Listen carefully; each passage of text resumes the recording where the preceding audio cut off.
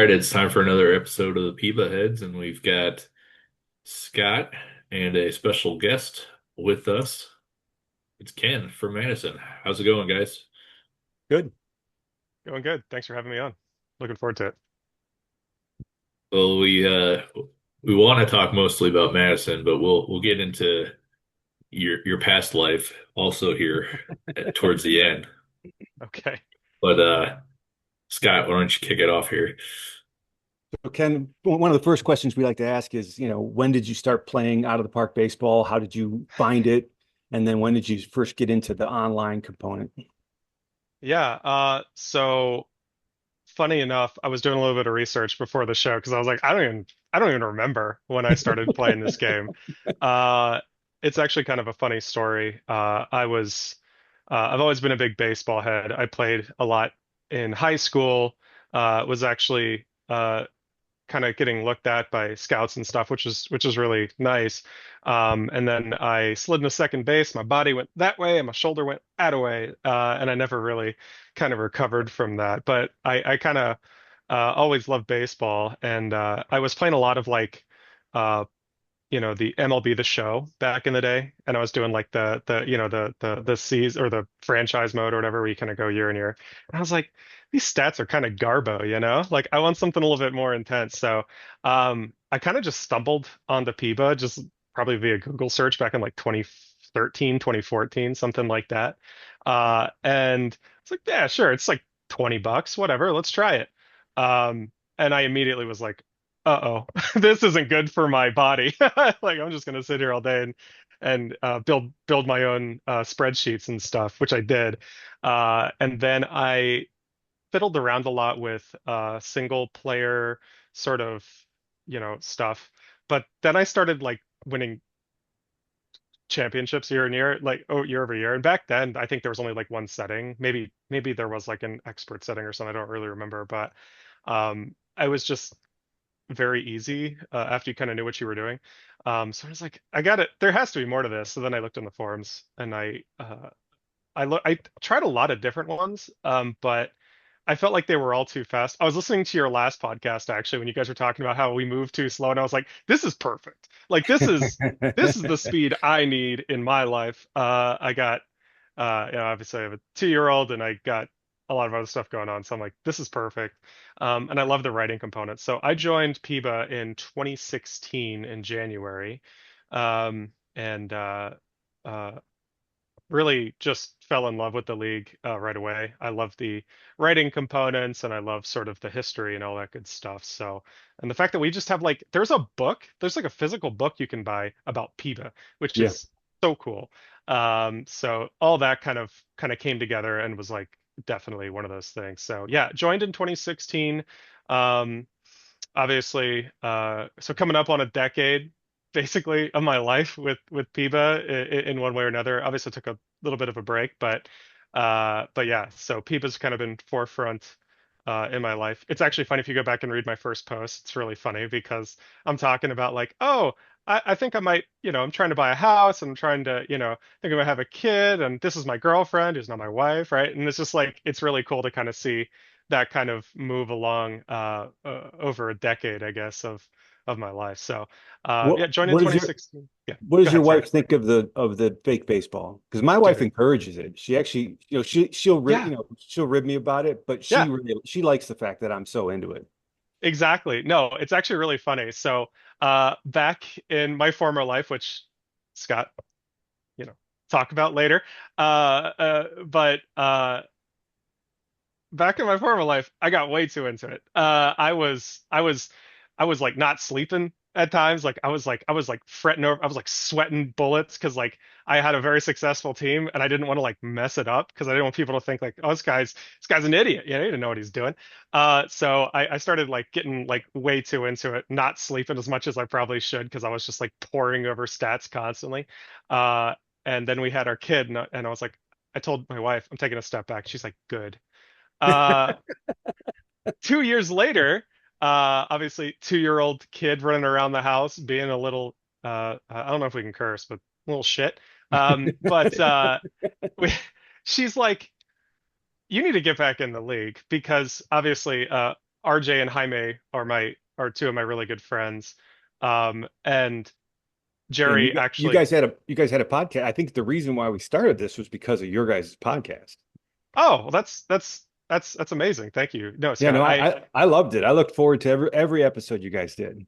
that's awesome. Yeah, we're kicking the tires on getting something going again. I love what you guys do, by the way.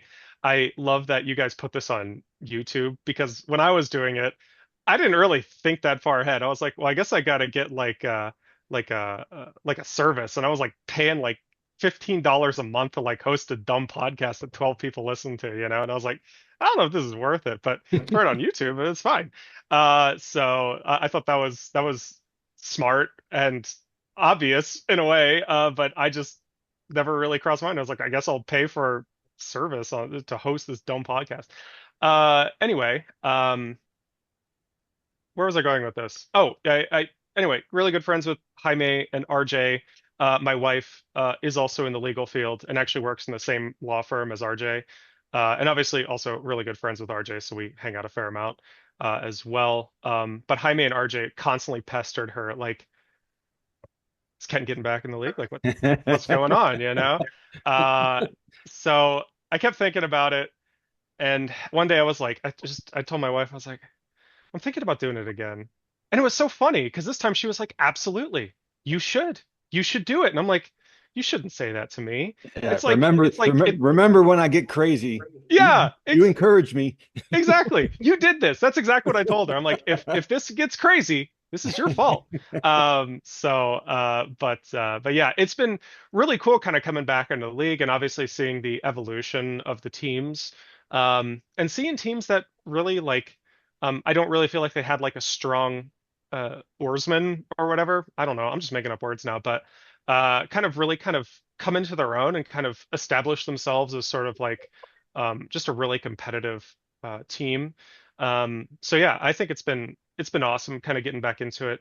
I think that small break was really important for my mental health, but really excited to be back and really having a great time kind of trying to kind of helm the Malts who if they were making YouTube documentaries about the Malts in 2042, uh, we would definitely be on one of those YouTube videos that's like least underperforming franchises of all time. Oh yeah. Okay. Uh, So hold on. Yeah, I'm gonna let the oh, cat out sorry. of the bag. And I'm sorry.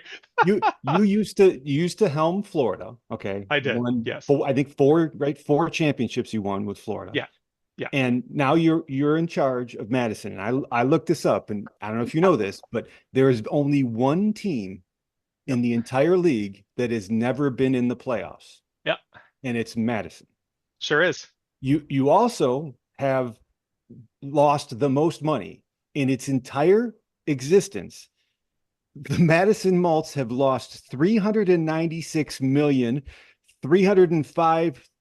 396,305,794 dollars, almost $400 million lost in revenue in its entire existence. To put that in perspective, the the team that has won the most or has earned the most is Aurora, and they have earned 655 million, and you guys have lost $400 million. Mhm.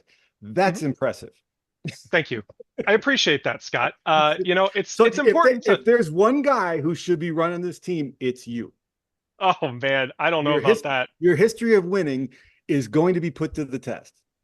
Well, honestly, there was other opportunities to join other leagues as we kind of I was kind of kicking the tires with Mike a little bit before I joined, and I did that actually for maybe 2, 3 months before I ended up joining. But that kind of was very alluring to me about Madison is that they. But the thing is that's so funny about Madison as well is like it's not like if you look at the past like uh people who ran this team, not bad GMs. You know what I'm saying? Like you had Thad, who's now in Florida. It's really funny actually if you look back, a lot of the GMs who used to run Madison then went on to run Florida. So I felt like it was time for a Florida to start running Madison as well. So that was not a big Flip part the of it for me. script. Exactly, I felt like it was time to have Marston have a little bit of a dub here.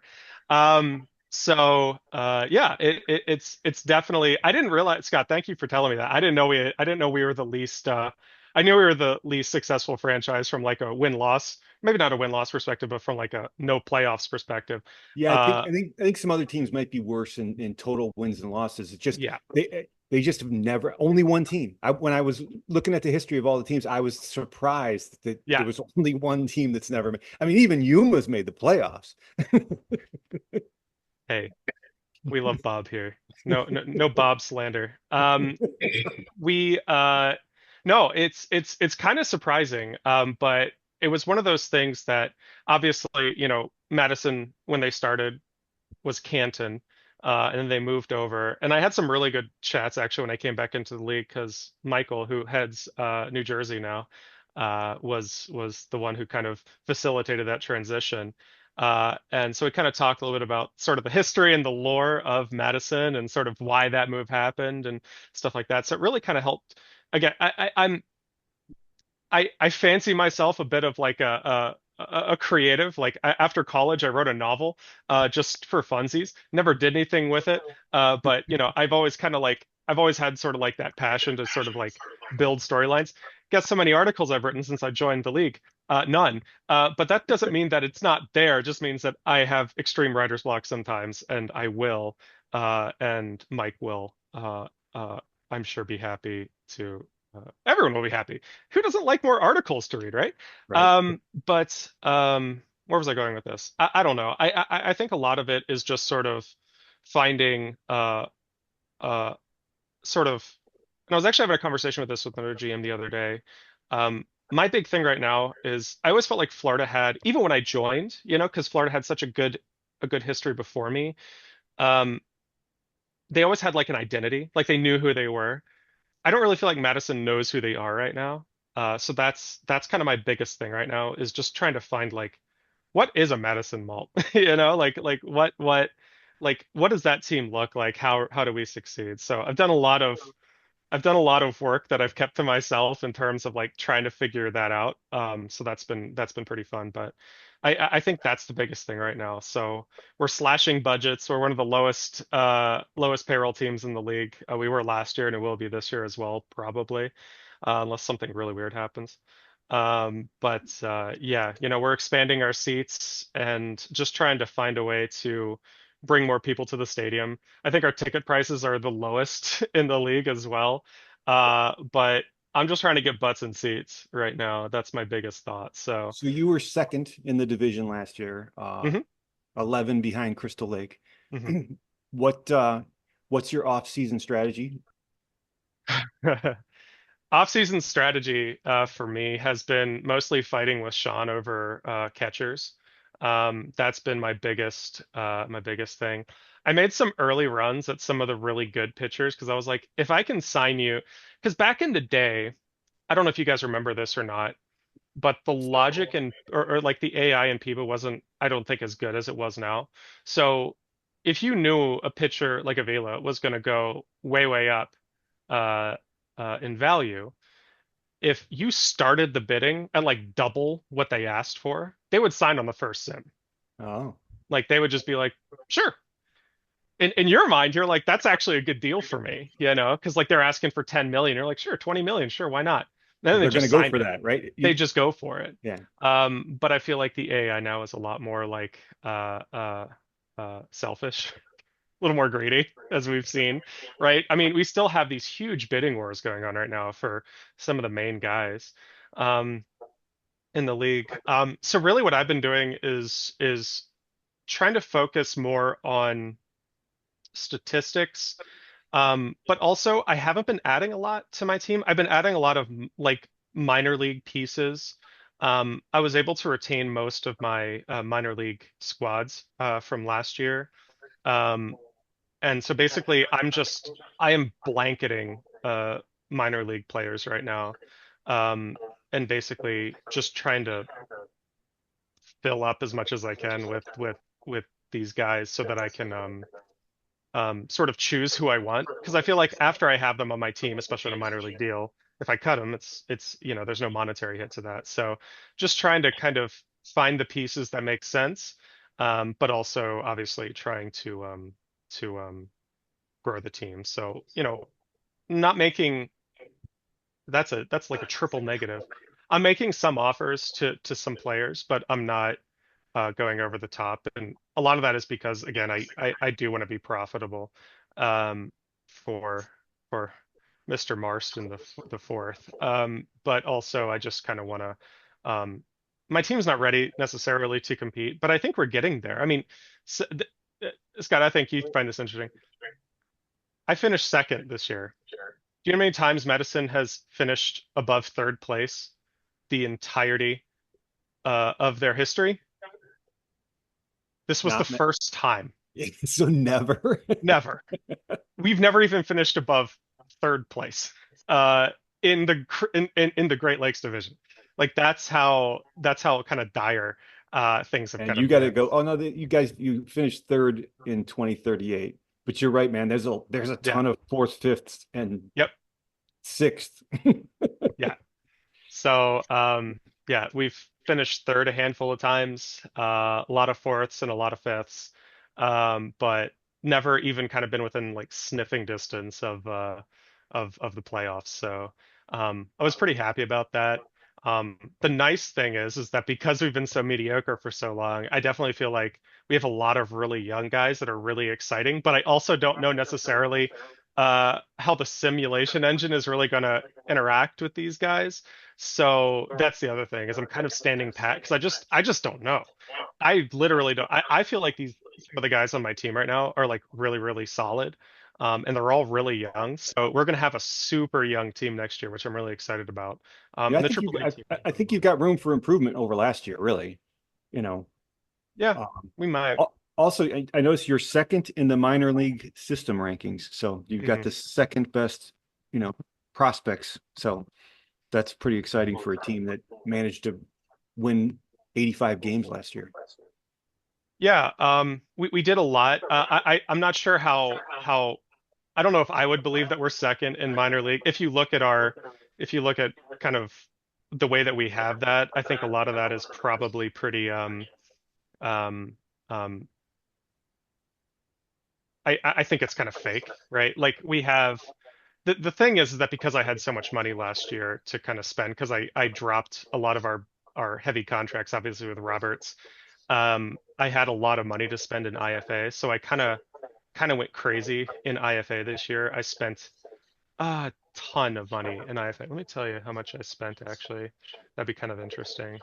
After penalties, I spent $53 million last year in That's IFA spending. that's Um, impressive. oh yeah, I dropped some G's for sure. But I did that because I've had a lot of success with IFA in the past. I mean, you look at uh, someone like Lupe Van Dam. He was actually one of my first IFA signings back when he was like 16 years old out of the Netherlands, and that actually worked out really well for me. I've definitely signed some stinkers as well, but it's definitely worked out for me in the past. So it was one of those things. I had a lot of money to spend. Um, there was some really good catchers available that honestly signed for a lot less than I thought they were going to sign for. And obviously, I got what I believe to be someone who I'm really looking forward to seeing play, which is Arturo Gonzalez. He looks crazy. Obviously, still a lot of time to develop on him, but I really, really liked him a lot. So really went after him hard as well. So yeah, I have two guys in the top 10 right now, but both of them are like 17 years old.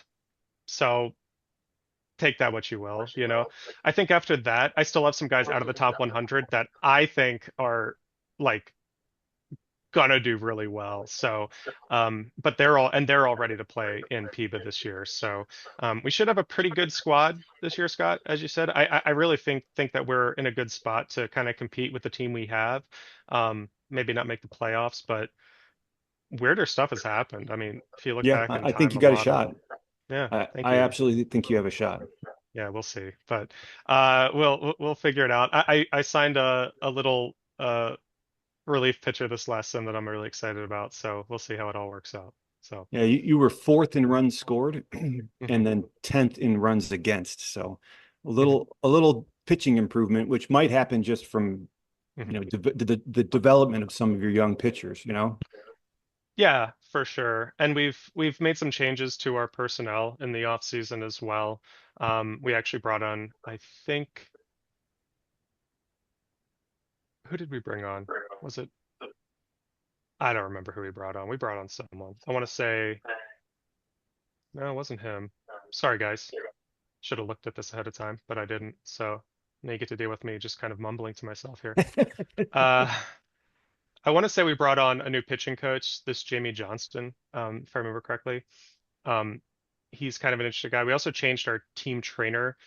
This last year actually had a lot of injuries in our minor league system, and I felt like a lot of that was due to just our trainer kind of being below average a little bit. So we made some changes on that front. Brought in San Juan's old team trainer, who has fantastic stats. I built a quick little spreadsheet to make sure I was signing the absolute best trainer I could. So definitely felt like I made a good decision there, but we'll see.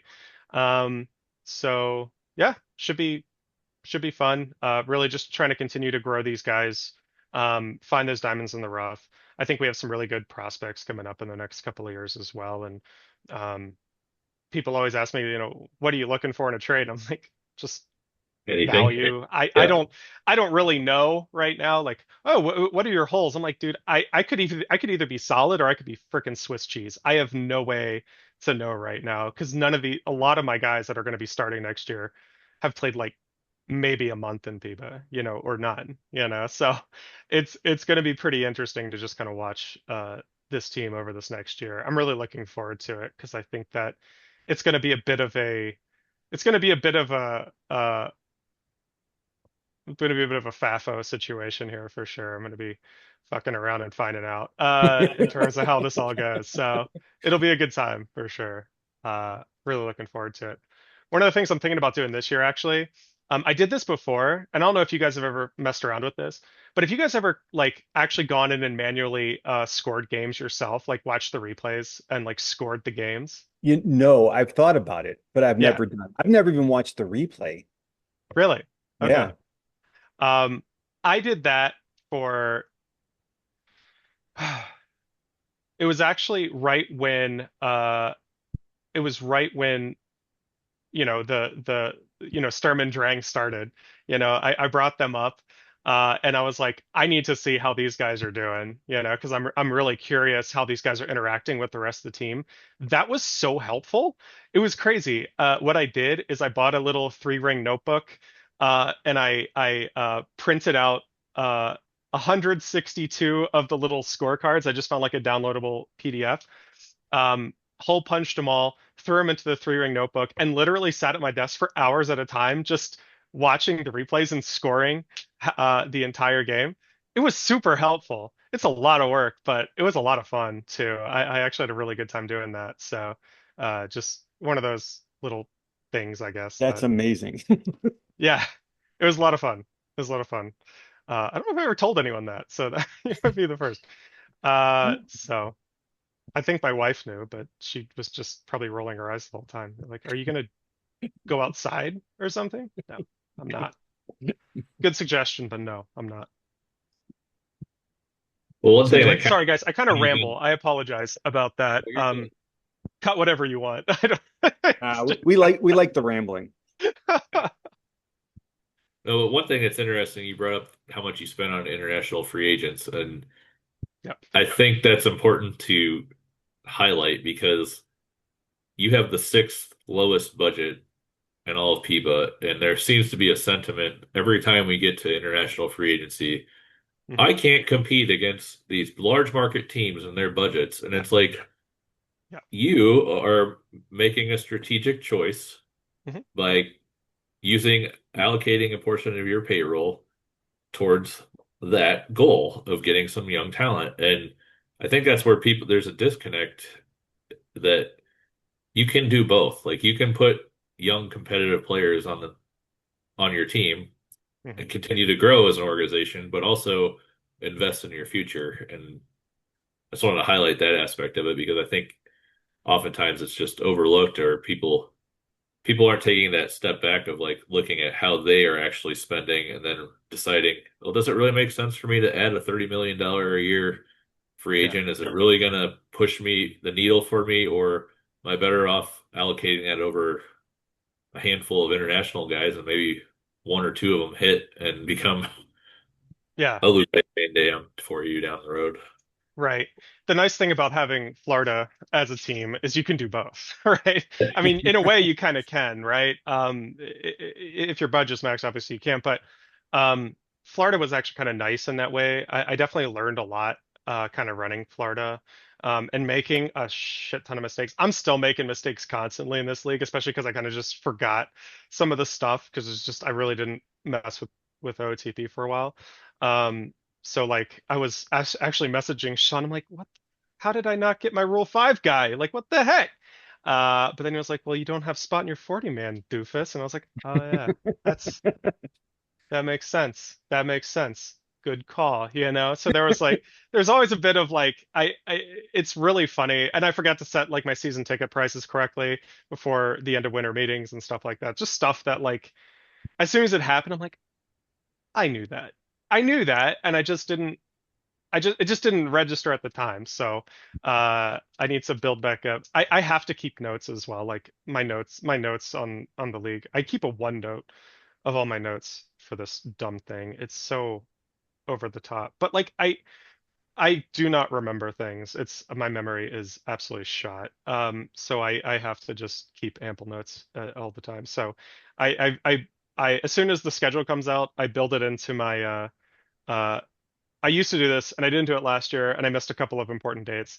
So I'm doing it again where like I literally put on the on my Google Calendar like what day each sim is happening and if there's any notes that need to be or anything that I need to be watching out for in that sim, like all that's in there as well. So again, it's really just about one of the things I really like about PEBA is that it's really and I was talking actually with Sean a little bit about this just in DMs, but like so much of the league is about your institutional knowledge, you know? Like, do you know, like, I don't know if they still do this or not. I honestly haven't, I need to look more into this probably, but like, and I'm not even saying this is a bad thing, right? It's just institutional knowledge. It's about being in the league. It's about knowing the history and it's about knowing all that stuff. Like what day the 8 day sim was happening. You know, if you knew an 8 day sim was happening, you could pass someone through waivers and nobody could even get a claim on them. You know, But that it's used stuff to, like, yeah, yeah, that used to piss me yeah, off so much because hmm I saw, I mean, when I first joined the league, oh shit, I was banking on being able to claim guys off of waivers that were going to have to be put on waivers in that first opening day sim. And yep, hmm thankfully, the board, after I had mentioned to them that, like, hey, the reason why you were doing this before is no longer, you don't need to do that. Like, they were able to change it. So now hmm everyone does have to pass their guys through waivers. But yeah, that was a right, huge, going back and looking at some of the successful teams, they were able yep, to keep guys that were out of options that should hmm have been on a up and coming team. But then you have your whole entire AAA team of guys that were that type of player. And it, I know that when I first brought it up, people were like, "Oh, it's not that big of a deal." It is a big deal though, because if I can add and I know stars are stars, but if you can add a 3-star player yeah, and you're a team that's needing, you don't have any salary available or you need to sign league average or minimum guys, like there's a guy that another tool in your toolbox to hmm fill a spot. And yeah, but like to your point, if you don't, there's all these little intricacies with rules like that that hmm you only know because you've been here. And I think that's all. It's a delicate topic because some people will get very frustrated about, well, you should know this, or how do you not know it? And it's like, well, you got to take a step back and put yourself in the shoes of someone who just joined. And how would they know when there's nothing written in the rules about it? Like, well, yeah, and I think so much of figuring out because you got to think about it. baseball in itself is, especially managing a franchise, is already complicated, right? There's a lot of intricacy that goes into it. You have to, you got options, you got secondary roster, you got 40 man, you got all this different stuff, and then you have like your budget, and you have to worry about performance, and like you have to know you have to know the interplay between contact, power, BABIP. You have to know all this stuff that's baked into the game, but then also you add to that the sort of the history and the sort of the way that PEBA operates, right? So you really have almost like you almost have a game, you have a very complicated game within a very complicated game, right? So you Yeah. really have like you have to kind of F up a little bit in order to figure this stuff out. You really can't. I think it unless you just have like an amazing team that you inherited, it's really hard to compete for the first couple of years that you're in the league because you really have to like figure some of this stuff out. Um, Yeah, and I would so just say that, like, I know mhm. talking to you from when I joined and Yeah, on, that if you're unsure of something, it's not a bad thing to ask. You don't, if you're like, you don't want to ask it publicly on the everyone right. channel or whatever, fine. But most people in the league are more than willing to talk about Yeah. if it's a misunderstanding of what you think it reads, and you can have that Hmm. discussion of, well, this is how it really is. I know I talked to RJ a lot when I first joined, just kind of trying to pick his brain on Hmm. just, all this stuff. And, there's a lot of people in the league that love talking about PEBA. So just ask Hmm. questions. And Yeah. And I think kind of going from that as well, Sean, I remember when you joined the league, and I remember very clearly because Sean, you came in and you were like so competitive from the moment you joined. And I thought that was really cool because like you were coming in and you were like, I want to win this thing. And I remember getting messages from you and being like, what should I do? And not in like, I don't think that you were obviously already very knowledgeable, but you recognized, I think, early on that so much of this league or so much of this game is not only understanding baseball, but also understanding the rules of PEBA. Um, and I think that's essential for kind of making it here. And I think it frustrates a lot of people, which I totally understand. But I don't think there's any other way to do it. I think what's really cool about PEBA is that at this point, there really is its own history. Like PEBA is it has lore. There's a reason that these rules exist the way that they exist.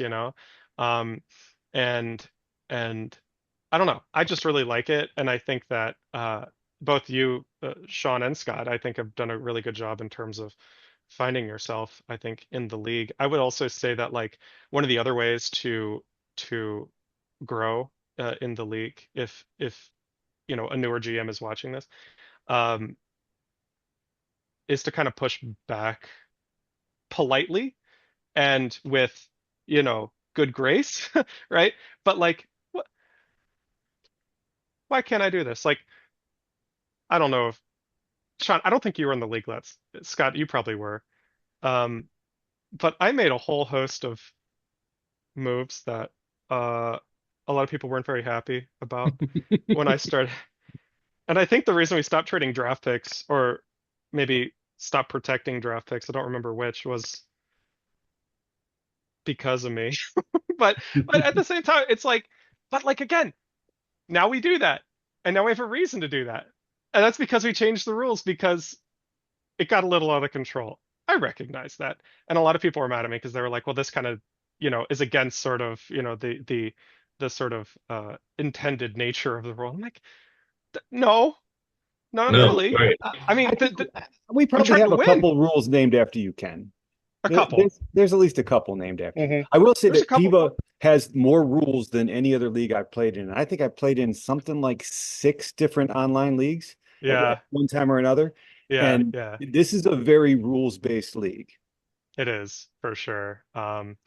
And yeah, I think it definitely kind of, I can definitely understand why it gets on people's nerves, but also like I kind of like it, like you have to know sort of, you know, uh, hey, you know, draft picks used to be protected because there wasn't you would lose a draft pick if you signed a high value player.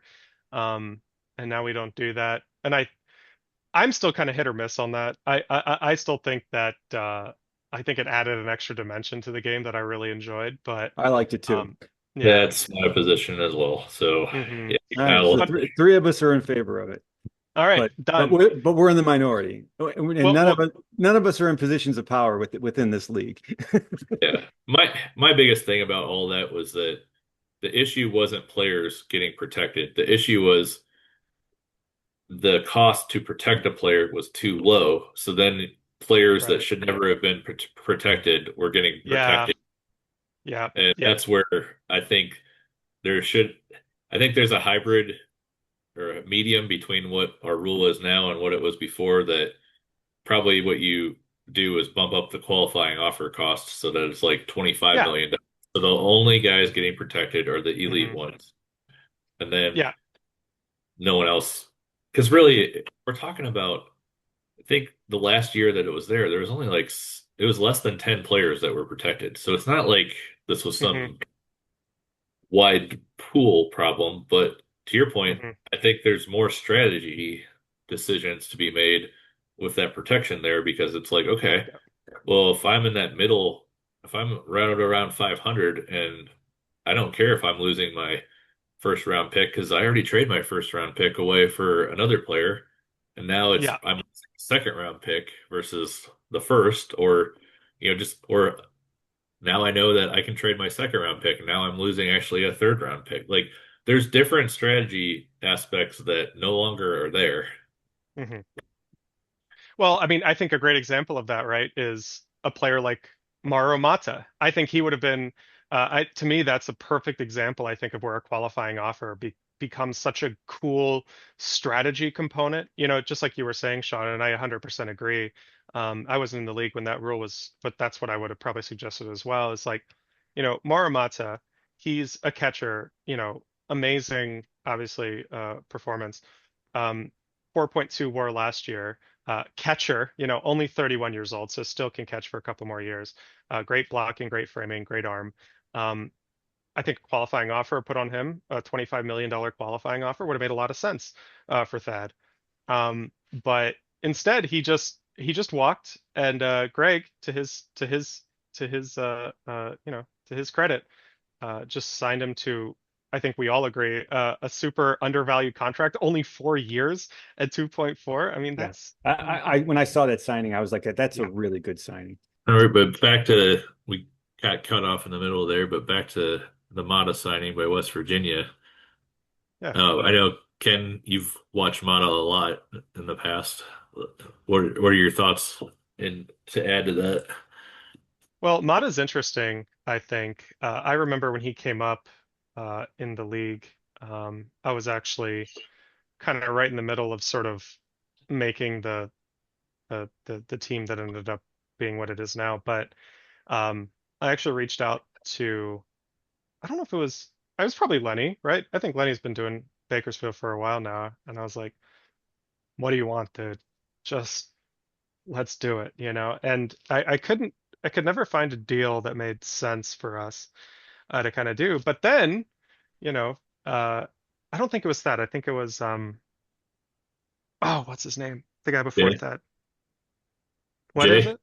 Jay, yes, Jay. I think he ended up finding a trade, which I think was awesome. And kind of looking at the haul there, I think that yeah, I think Jay made a good trade there. They did get a first round draft pick out of it as well, which is good. But yeah, I mean, I thought, kind of getting Mata in Florida was always sort of one of my dreams, because I never really had a really good catcher before. And I still don't. So it's one of those things. But it's been, I thought that was a good trade, and obviously Mata has performed very, very well. But kind of going back to what you were saying there, Scott, I think that, Greg is very good at kind of finding uh, sort of the ability to um, get undervalued contracts. He's very, very talented sort of um, working players, and as you were saying, yeah, he probably offered him a low ball. Mata said, "You got to be freaking crazy," but then no one else offered, right?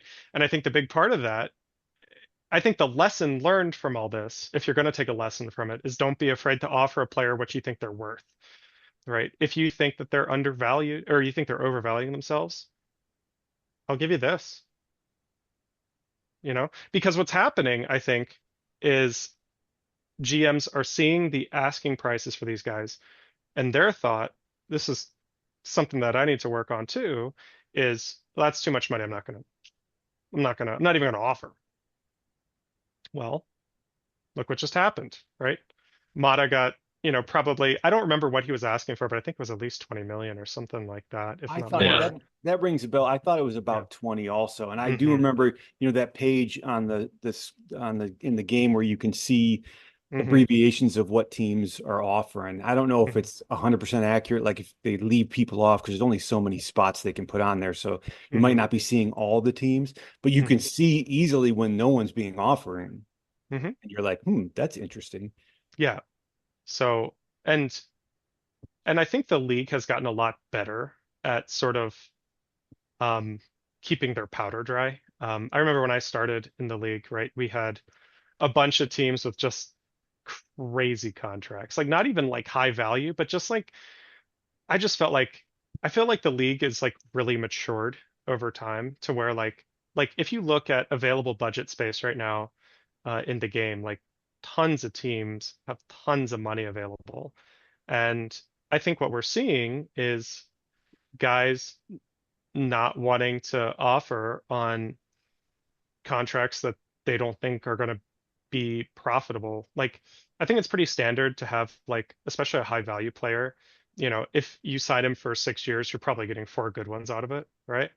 And the last two are sort of like, hey, you did a good job for me for 4 years, right?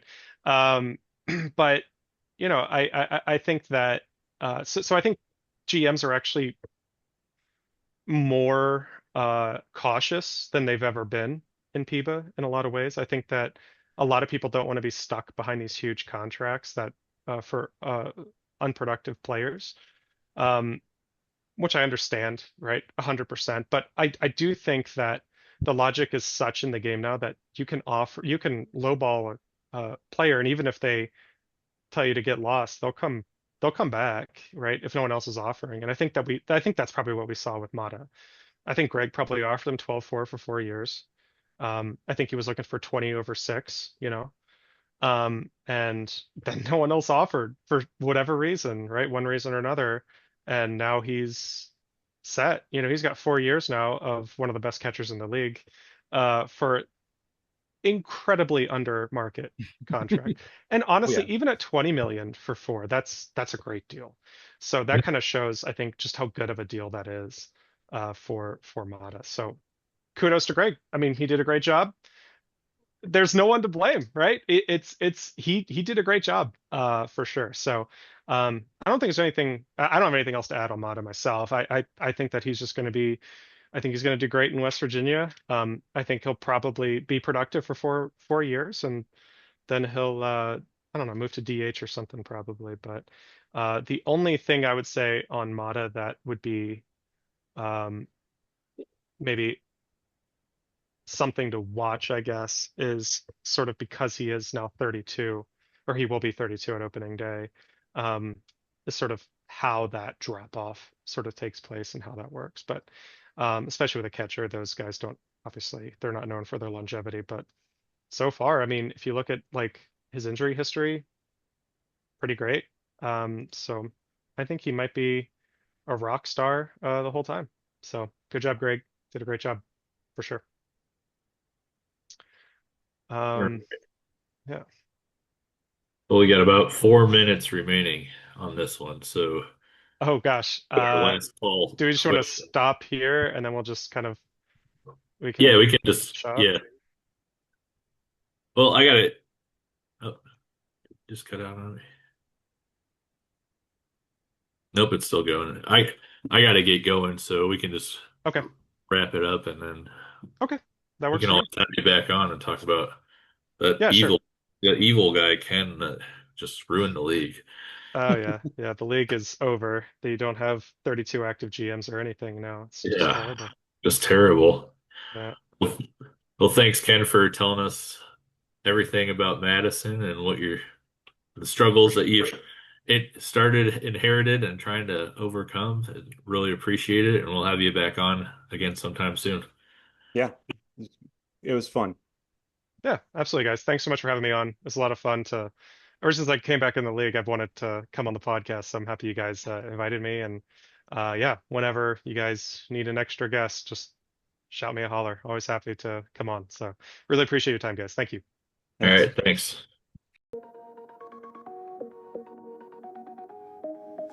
From the highlands of Edinburgh to the Jersey Shore,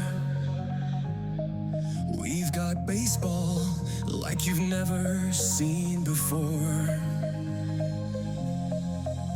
In Reno, the desert heats up the play, while in Bakersfield we swing the night away. Welcome to the PEBA, where the world's our field. From the mountains to the cities, the action's never sealed. With gloves on and bats in hand, we're here to thrill. In the Planetary Extreme Baseball Alliance, we've got the skill.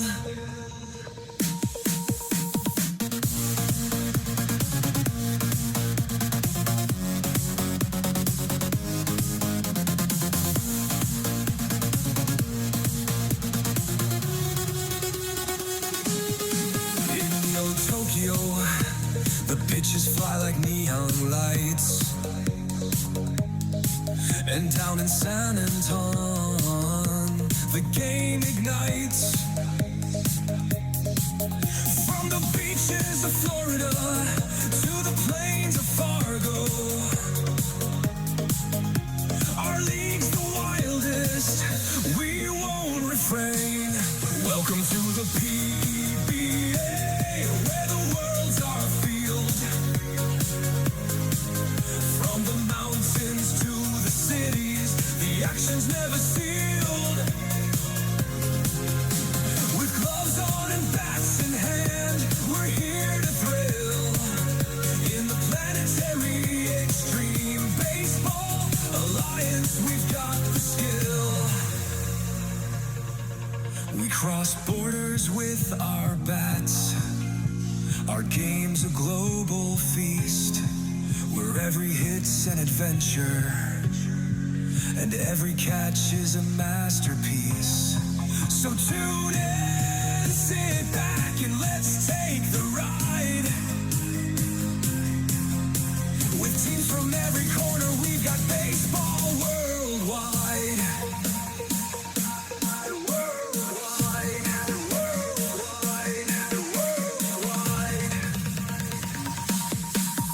In Tempe, the sand's no match for our speed.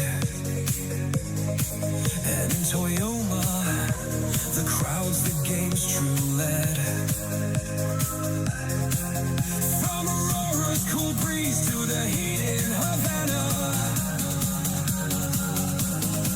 we play with passion, we're the baseball globetrotters.